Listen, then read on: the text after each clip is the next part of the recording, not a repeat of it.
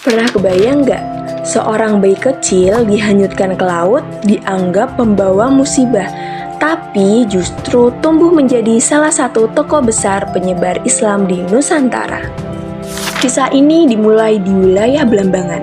Ayahnya Maulana Ishaq diusir karena memeluk Islam. Ibunya Retno Sabodi harus menghadapi semuanya sendirian, bahkan saat sedang hamil tua. Setelah melahirkan, sang ibu meninggal dunia. Belum selesai penderitaan itu, tiba-tiba wabah besar melanda kerajaan. Raja pun menuduh bayi itu sebagai penyebabnya. Dan tanpa belas kasihan, bayi kecil itu dimasukkan ke dalam peti, lalu dihanyutkan ke laut. Namun di tengah laut, sebuah kapal milik Nyai Pinati menemukan peti tersebut. Saat dibuka, ada seorang bayi mungil di dalamnya. Bayi itu diselamatkan, dirawat, dan diangkat sebagai anak. Ia diberi nama Jaka Samudra. Waktu pun berlalu. Jaka Samudra tumbuh menjadi pemuda yang cerdas. Ia kemudian berguru kepada Sunan Ampel dan termasuk murid dari ulama Malaka seperti Maulana Ishaq yang tak lain ialah ayahnya sendiri.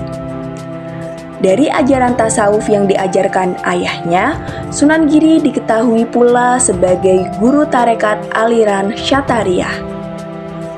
Disinilah hidupnya berubah, namanya diganti menjadi Raden Paku.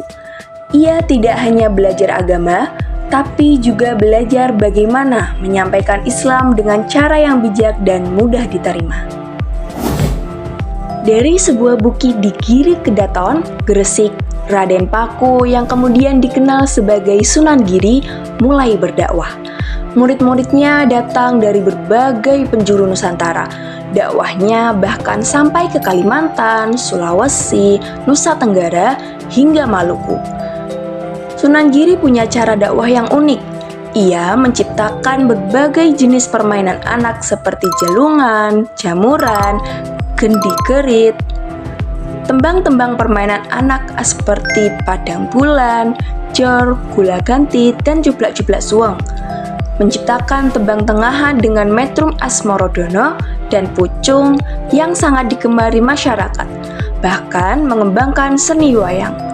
Lewat budaya, ajaran Islam terasa lebih dekat, lebih ringan, dan mudah diterima oleh masyarakat. Kisah Sunan Giri bukan sekedar sejarah, tapi juga pelajaran bahwa keteguhan, ilmu, dan cara yang bijak mampu mengubah dunia bahkan dari titik terendah sekalipun.